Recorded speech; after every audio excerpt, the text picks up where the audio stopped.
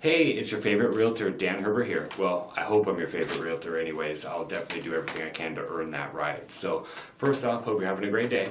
What I wanted to do is put together a video series on what it costs to buy a home here in California.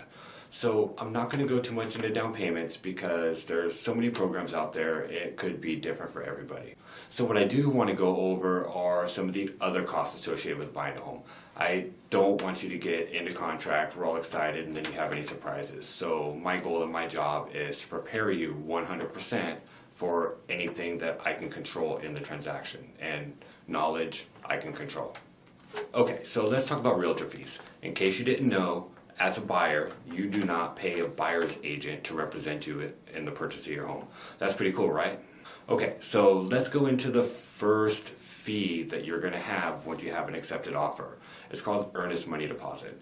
So this earnest money deposit is going to be due to the title company within 3 days of having an accepted offer.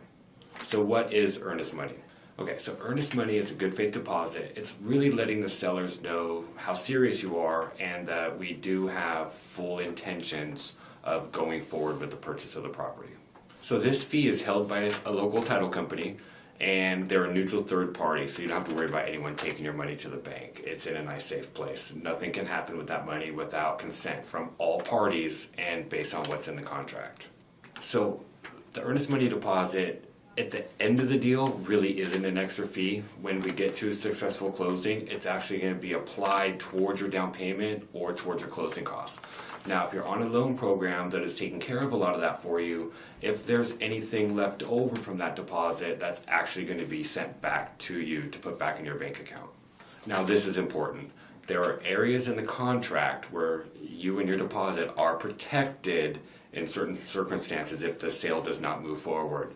We're going to have our inspection period, our appraisal period, and our final loan approval period. I'll cover those separately in another video. It's too much for this video, okay? Okay, so how much is this deposit? So typically in our area, the deposit is about 1% of the purchase price. Now, as with everything in real estate, everything is negotiable.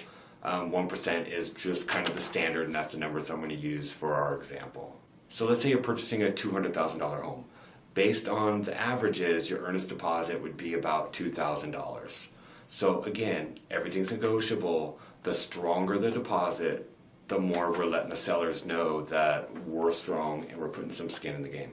So I hope that explained it a little bit. So as we know now, the first fee that we're going to have is the earnest money deposit. It's really not a fee because it's going to be applied towards your down payment or closing costs. In the next set of the series, we're going to talk about home inspections, how much they cost, why it's important to have them, and how that home inspection period protects us in the contract as far as that deposit is concerned. Hope you have a great day, and I look forward to talking to you whenever you're ready.